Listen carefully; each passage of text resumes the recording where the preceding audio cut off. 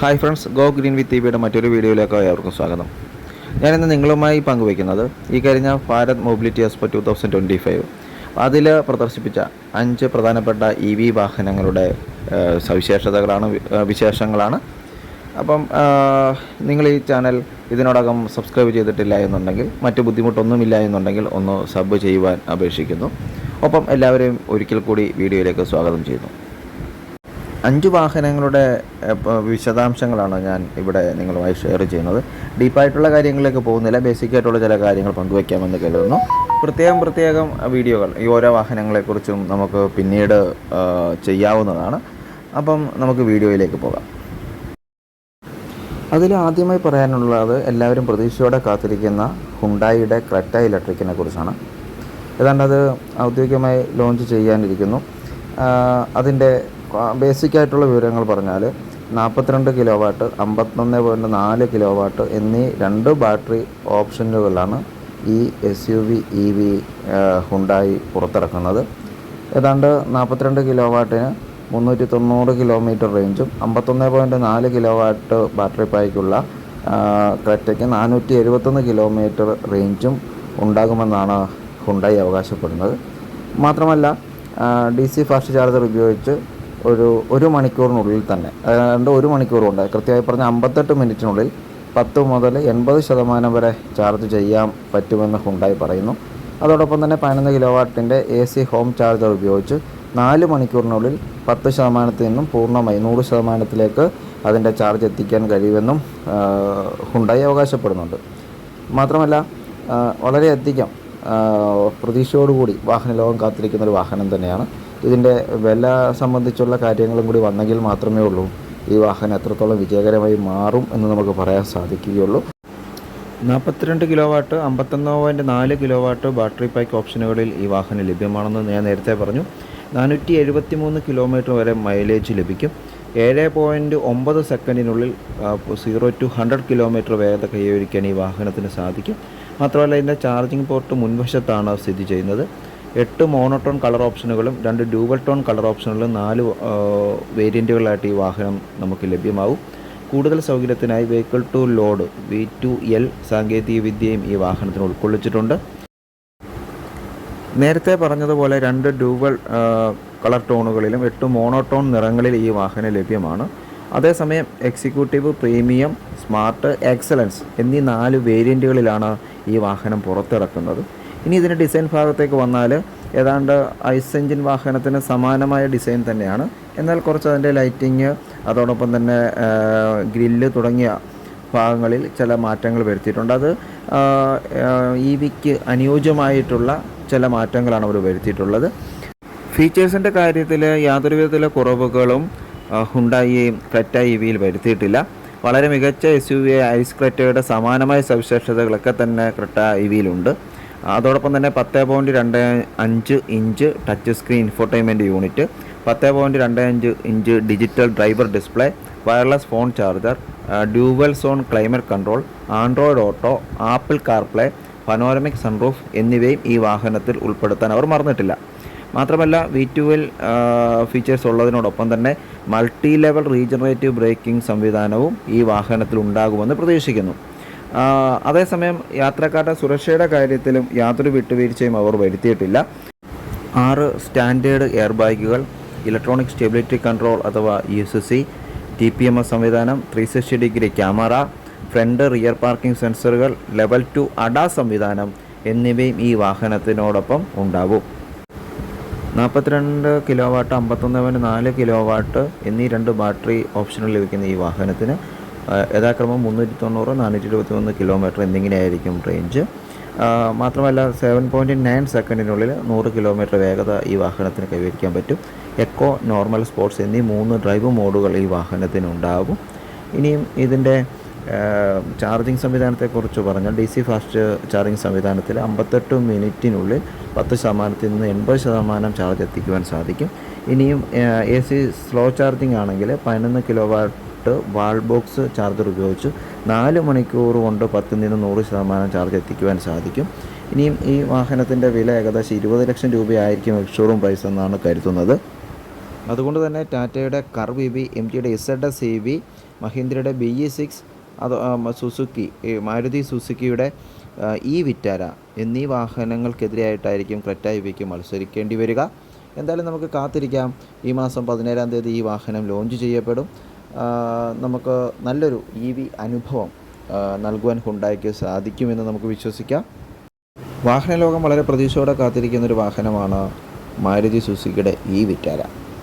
പലവിധ കാരണങ്ങളാലാണ് EV ലോകത്തിന് അല്ലെങ്കിൽ EV എന്തൂസിയാസ്റ്റുകൾക്ക് ഒരു പ്രതീക്ഷ ഉണ്ടാവുന്നത് മാരുതിയുടെ കാര്യത്തിൽ. വേറൊന്നുമല്ല, ഇന്ന് അഫോർഡബിൾ പ്രൈസിൽ അത്യാവശ്യം കുഴപ്പമില്ലാത്തൊരു സർവീസൊക്കെ നൽകിക്കൊണ്ട് വളരെ ചെറുതും വലുതുമായ വാഹനങ്ങൾ നമുക്ക് പ്രൊവൈഡ് ചെയ്യുന്ന ഒരു കമ്പനി തന്നെയാണ് മാരുതി സുസുക്കി.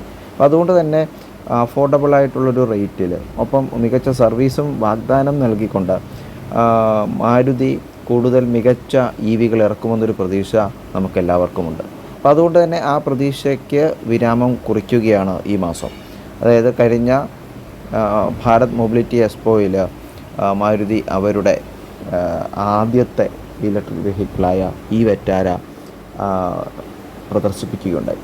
നമുക്ക് നോക്കാം എന്തൊക്കെ സവിശേഷതകളാണ് ആ വാഹനത്തിനുള്ളതെന്ന്. 49 കിലോ വാട്ട്, 61 കിലോ വാട്ട് എന്നിങ്ങനെ 2 ബാറ്ററി ഓപ്ഷനുകൾ വിറ്റാരയിൽ ലഭ്യമാണ്. എൻട്രി ലെവൽ 142 bhp ഉൽപ്പാദിപ്പിക്കുമ്പോൾ 61 കിലോ വാട്ട് ബാറ്ററി പാക്കിൽ വരുന്ന വാഹനം 2 പതിപ്പുകളിൽ ലഭ്യമാണ്. 2 wheel drive, all wheel drive എന്നിങ്ങനെ. അതിൽ ആദ്യത്തേത് 122 bhpയും രണ്ടാമത്തേത് 181 bhpയും പവർ ഉൽപ്പാദിപ്പിക്കുന്നു. മാരുതി സുസുക്കിയുടെ ഫ്ലാഗ്ഷിപ്പ് മോഡലായിരിക്കും വിറ്റാര. പുതിയ വിറ്റാരയ്ക്ക് പുതിയ LED ഹെഡ് ലാമ്പുകളും അതേസമയം സെൻട്രൽ ഭാഗത്ത് വരുന്ന വലിയ സുസുക്കിയുടെ ലോഗോയും ഒരു ബോക്സി SUV സ്റ്റൈൽ ഈ വാഹനത്തിന് പ്രദാനം ചെയ്യുന്നു. മാത്രമല്ല ഓൾമോസ്റ്റ് എല്ലാ മോഡലുകളിലും 18 ഇഞ്ച് വീലുകൾ ഉണ്ടായിരിക്കും. അതേസമയം ഉയർന്ന മോഡലുകളിൽ മികച്ച കാര്യക്ഷമതയ്ക്കായി എയറോ ടൈപ്പ് 19 ഇഞ്ച് വീലുകളായിരിക്കും ഉണ്ടാവുക. ബാക്ക് ഭാഗം സ്റ്റാൻഡേർഡ് സുസുക്കിയുടെ പോലെ തന്നെ ആയിരിക്കും. പക്ഷേ പുതിയ കണക്റ്റഡ് ടെയിൽ ലാമ്പുകളും ബാക്കിൽ ഒരു വലിയ വിറ്റാര ബാഡ്ജിങ്ങും ഈ വാഹനത്തിനുണ്ടാവും. ഇതൊക്കെ ഈ വാഹനത്തെ ഐസ് വാഹനവുമായിട്ട് ഐസ് വിറ്റാരയുമായി വേർതിരിക്കുന്ന പ്രധാനപ്പെട്ട ഘടകങ്ങളാണ്. ഇതിൻ്റെ മറ്റ് സവിശേഷതകളിലേക്ക് പോയാൽ ഇലക്ട്രിക് കാറിന് ഉതകുന്ന രീതിയിലുള്ള അല്ലെങ്കിൽ അതിൻ്റെ മനോഹാരിത കൂട്ടുന്ന രീതിയിലുള്ള ടച്ച് സ്ക്രീൻ യൂണിറ്റ്, പൂർണ്ണമായും digital instrument console, 2 spoke multi function steering wheel എന്നിവയും ഈ വാഹനത്തിൽ വരുന്നു. മാത്രമല്ല ഇലക്ട്രിക്കലി ക്രമീകരിക്കാവുന്ന ഫ്രണ്ട് സീറ്റുകൾ, floating centre console, glossy black ഇൻസെർട്ടുകൾ, ഒരു ഓട്ടോ സിമ്മിംഗ് IRVM എന്നിവയാണ് ഈ വാഹനത്തിൻ്റെ മറ്റു ഫീച്ചേഴ്സുകൾ. മാത്രമല്ല ഉയർന്ന മോഡലുകളിൽ 2 ADAS, V2X, V2L, connected car സാങ്കേതികവിദ്യ എന്നിവയും ലഭിക്കും. ഇനിയും ഇതിൻ്റെ സുരക്ഷയുടെ ഭാഗത്തേക്ക് വന്നാൽ മാരുതിയുടെ പൊതുവെയുള്ള ഒരു പ്രശ്നമാണ് അതിൻ്റെ സുരക്ഷ സംബന്ധിച്ച കാര്യങ്ങൾ. അപ്പോൾ അതിനെയൊക്കെ തരണം ചെയ്യുന്ന രീതിയിൽ തന്നെ വിറ്റാരയുടെ എല്ലാ പതിപ്പുകളിലും 6 മുതൽ 8 വരെ എയർ ബാഗുകൾ ഉണ്ടാവും. EBD ഉള്ള ABS traction control program, ESP, Isofix child seat mounting പോയിൻറ്റുകൾ എന്നിവയും ലഭിക്കും. അപ്പം നമ്മൾ നേരത്തെ പറഞ്ഞ പോലെ തന്നെ ഈ വാഹനം പ്രധാനമായും മത്സരിക്കേണ്ടി വരാൻ പോകുന്ന ക്രെറ്റ EV, കർവ് EV, അതോടൊപ്പം തന്നെ ZS EV, മഹീന്ദ്രയുടെ BS6 എന്നീ വാഹനങ്ങളൊക്കെ ആയിട്ടായിരിക്കും. ഇപ്പോൾ എന്തു തന്നെയാണെങ്കിലും നമുക്ക് വളരെ പ്രതീക്ഷയോടുകൂടി തന്നെ കാത്തിരിക്കാം ഈ വാഹനത്തിൻ്റെ വരവിനായി. ഈ ജാനുവരി മാസത്തിൽ തന്നെ ഈ വാഹനം ലോഞ്ച് ചെയ്യപ്പെടുമെന്നാണ് മാരുതി പറഞ്ഞിട്ടുള്ളത്. എന്തായാലും ഇതിൻ്റെ വരവിനായി നമുക്ക് കാത്തിരിക്കാം. ഇക്കഴിഞ്ഞ ഓട്ടോ എക്സ്പോയിൽ ശ്രദ്ധിക്കപ്പെട്ട മറ്റൊരു വാഹനം ടാറ്റ കുടുംബത്തിൽ നിന്ന് വരുന്ന ടാറ്റ സിയറയാണ്.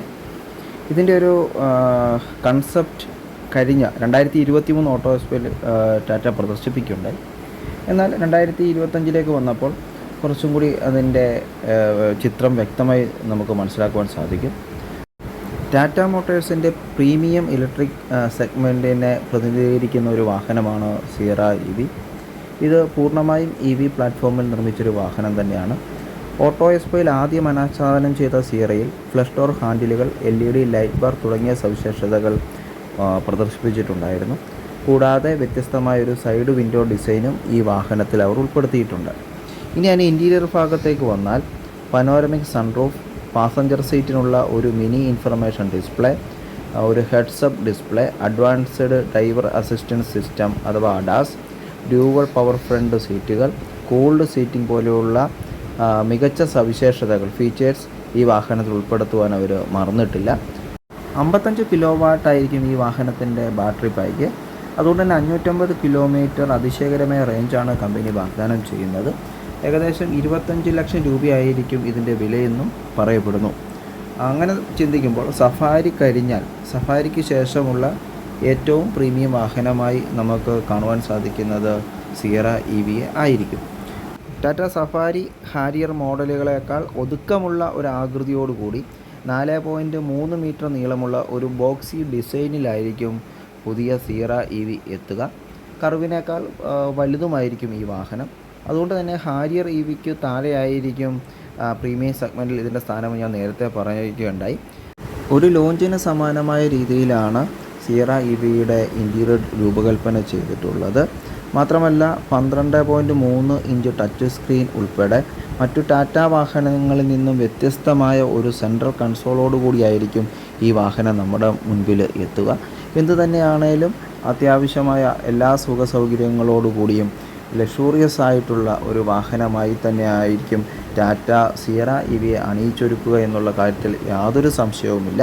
ഈ വർഷം അവസാനമോ അടുത്ത വർഷം ആദ്യമോ ഈ വാഹനം ലോഞ്ച് ചെയ്യപ്പെടുമെന്ന് നമുക്ക് പ്രതീക്ഷിക്കാം. ഭാരത് എക്സ്പോയിൽ ശ്രദ്ധിക്കപ്പെട്ട മറ്റൊരു വാഹനം ടാറ്റ കുടുംബത്തിൽ നിന്ന് തന്നെയുള്ള ഹാരിയർ EV ആണ്. ശരിക്കും ഈ വർഷം തന്നെ അല്ലെങ്കിൽ ജാനുവരിയിൽ തന്നെ ഒരുപക്ഷെ ഇതിൻ്റെ ലോഞ്ച് ഉണ്ടാകുമെന്ന് പ്രതീക്ഷിക്കപ്പെടുന്നു. ഇരട്ട മോട്ടോർ സജ്ജീകരണവും ഓൾ വീൽ ഡ്രൈവ് സിസ്റ്റവും ലഭിക്കുന്ന ടാറ്റയുടെ ആദ്യത്തെ EV ആയിരിക്കും ഹാരിയർ EV എന്ന് നാം പ്രതീക്ഷിക്കപ്പെടുന്നു. സ്പെസിഫിക്കേഷനുകൾ ടാറ്റ മോട്ടോഴ്സ് കർശനമായ വാതുവയ്പൊന്നും നടത്തിയിട്ടില്ല. പക്ഷേ ഇത് 500 കിലോമീറ്റർ വരെ റേഞ്ച് വാഗ്ദാനം ചെയ്യപ്പെടുമെന്ന് പ്രതീക്ഷിക്കുന്നു. AWD മോഡലിന് normal, snow, sand, rock, grass എന്നിങ്ങനെ ഒന്നിലധികം ടെറൈൻ മോഡലുകളിൽ ഈ വാഹനം ലഭിക്കും. മാത്രമല്ല വ്യത്യസ്ത ട്രാക്ഷൻ ലെവലുകളിലും സജ്ജീകരിക്കപ്പെട്ട ഒരു വാഹനമായിരിക്കും ഹാരിയർ EV. നേരത്തെ പറഞ്ഞ പോലെ ഓൾ വീൽ ഡ്രൈവിംഗ് സംവിധാനവും ഡ്യുവൽ മോട്ടോർ സജ്ജീകരണമുള്ള ഈ വാഹനം 30 ലക്ഷം രൂപയിലായിരിക്കും ഇതിൻ്റെ എക്സ്ഷോറൂം പ്രൈസ് ആരംഭിക്കുക എന്ന് പറയപ്പെടുന്നു. ഇതിൻ്റെ മറ്റ് ഫീച്ചേഴ്സിലേക്ക് വന്നാൽ 12.3 inch touch screen infotainment system, 10.25 inch digital driver display, dual zone automatic AC, ventilated front സീറ്റുകൾ, 6-വേ പവർ ഡ്രൈവർ സീറ്റ്, 4-വേ power co driver seat, wireless phone charging, panoramic sun roof, mood ലൈറ്റിങ്ങോട് കൂടിയതായിരിക്കും ഇതുമെന്ന് പറയപ്പെടുന്നു. അതോടൊപ്പം തന്നെ gesture enabled powered tail gate എന്നിവ പ്രധാന സവിശേഷതകളായിരിക്കും. 7 എയർ ബാഗുകൾ, ഇലക്ട്രോണിക് സ്റ്റെബിലിറ്റി പ്രോഗ്രാം അഥവാ ESP, 360 degree camera, TPMS, hill hold, hill descent control എന്നിവയോടൊപ്പം തന്നെ ADAS സംവിധാനവും ഹാരിയർ EVയിൽ ഇടം പിടിച്ചേക്കാം. ഹുണ്ടായി കോണ ഇലക്ട്രിക്, MGയുടെ ZS EV, അതോടൊപ്പം തന്നെ മഹീന്ദ്രയുടെ XUV E8 എന്നിവയോടായിരിക്കും ഹാരിയർ EV പ്രധാനമായും മത്സരിക്കുക. എന്തുതന്നെയാണെങ്കിലും ടാറ്റയുടെ EV സെഗ്മെൻറ്റിലെ പ്രീമിയം വാഹനം തന്നെയായിരിക്കും ഹാരിയർ EV എന്നുള്ള കാര്യത്തിൽ യാതൊരു സംശയവുമില്ല. എന്തായാലും വാഹന ലോകം പ്രത്യേകിച്ചും EV പ്രേമികൾ വളരെ ആകാംക്ഷയോടുകൂടി കാത്തിരിക്കുന്നൊരു വാഹനം തന്നെയാണ് ഹാരിയർ EV. ആ ഒരു പ്രതീക്ഷയെല്ലാം വാഹനപ്രേമികളുടെ പ്രതീക്ഷകളെല്ലാം തന്നെ സാധൂകരിക്കുന്ന രീതിയിലൊരു വാഹനമായിരിക്കും ടാറ്റ ഹാരിയർ EVയിലൂടെ നമുക്ക് സമ്മാനിക്കുക എന്ന് നമുക്ക് പ്രതീക്ഷിക്കാം. വമ്പന്മാരായ EVകൾക്കിടയിൽ ശ്രദ്ധിക്കപ്പെട്ട ഒരു കുഞ്ഞ് EV ഉണ്ട്, ഇവ. ശരിക്കും വേവ് മൊബിലിറ്റി എന്ന് പറയുന്ന ഒരു സ്റ്റാർട്ടപ്പ് കമ്പനി മുന്നോട്ട് വെക്കുന്ന ഒരാശയമാണ് ഇവ എന്ന് പറയുന്നൊരു കുഞ്ഞൻ കാറ്. ഇതൊരു ശരിക്കും ഒരു സിറ്റി കാറാണ്. ഇതിൻ്റെ ഏറ്റവും വലിയ പ്രത്യേകത ഇത് സോളാർ കാറാണെന്നുള്ള കാര്യമാണ്. ഒരു സോളാറിൽ ചാർജ് ആയി അല്ലെങ്കിൽ സൂര്യപ്രകാശത്തിൽ ചാർജായി നമുക്ക് ഒരു വർഷം ഉദ്ദേശം 3000 കിലോമീറ്റർ ഫ്രീ ആയി ഓടിക്കാൻ പറ്റുന്നൊരു വാഹനമെന്ന രീതിയിലാണ് വേവ് മൊബിലിറ്റി വാഹനം മുന്നോട്ട് വെക്കുന്നത്. ഇതിനെക്കുറിച്ച് വിശദമായൊരു വീഡിയോ ഞാൻ നേരത്തെ ചെയ്തിട്ടുണ്ട്. വേവ് മൊബിലിറ്റി 2 സോളാർ കാറുകളാണ് ലോഞ്ച് ചെയ്യാൻ രൂപകൽപ്പന ചെയ്തിട്ടുള്ളത്. അതൊന്ന് സിറ്റി ഡ്രൈവിന് വേണ്ടിയുള്ള ഒരു 3 സീറ്ററായിട്ടുള്ള ഇവയും അതോടൊപ്പം തന്നെ ടാക്സി സെഗ്മെൻറ്റിന് വേണ്ടിയുള്ള മറ്റൊരു വാഹനവും. ഇത് രണ്ടും സോളാർ കാറുകളാണ്. ഇതിൻ്റെ രണ്ടിൻ്റെയും വീഡിയോ ഞാൻ നേരത്തെ ചെയ്തിട്ടുള്ളതാണ്. ഇതിൻ്റെ കുറിച്ച് കൂടുതൽ അറിയണമെന്നുണ്ടെന്നുണ്ടെങ്കിൽ അതിൻ്റെ ലിങ്ക് ഞാൻ ഡിസ്ക്രിപ്ഷനിൽ ഇട്ടേക്കാം, നിങ്ങൾക്കത് കാണാവുന്നതാണ്. ആവർത്തന വിരസതയാവും എന്നതിനാൽ അതിനെക്കുറിച്ച് കൂടുതൽ ഞാൻ പരാമർശിക്കുന്നില്ല. താല്പര്യമുള്ളവർക്ക് ലിങ്കിലൂടെ ആ 2 വീഡിയോയും കാണാവുന്നതാണ്. മറ്റൊരു വീഡിയോയിലൂടെ നമുക്ക് വീണ്ടും കാണാം. Thank you.